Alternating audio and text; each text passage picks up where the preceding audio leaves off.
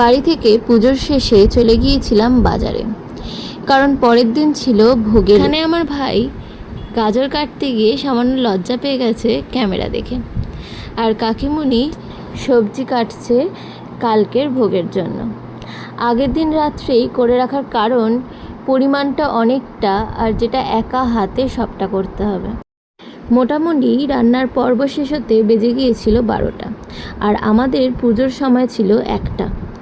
তাই খুব শিগগিরই বাকি যে আয়োজন ছিল সেগুলো আমি আর কাকিমুনি ভাগ করে নিয়েছিলাম। এখানে আমি বাকি যে ভোগের আয়োজন হবে সেগুলো সাজিয়ে নিচ্ছিলাম, আর এরপর ভোগটা ঠাকুরের জন্য বেড়ে রাখা হচ্ছিল, কারণ মনসা পুজোর ভোগ মনসা মাকে ঠান্ডা ঠান্ডা দিতে হয়, কোনো কিছু গরম দেওয়া যায় না। এর বিশেষ কারণ যারা মনসা পুজো করে তারা প্রত্যেকেই জানে, আর যারা জানে না তাদের এই গল্পটা কোনোদিন নিশ্চয়ই জানাবো।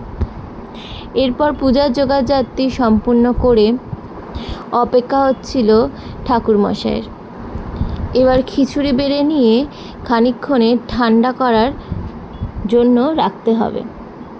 আজকের ভোগে ছিল খিচুড়ি, 5 রকমের ভাজা, লাবড়ার তরকারি, চাটনি আর পায়েস। এরপর নিয়ম অনুযায়ী মাথায় করে ঠাকুরের ভোগ ঠাকুরের সামনে রাখা হয়, আর অপেক্ষা করা হয় ঠাকুরমশাইয়ের আসার।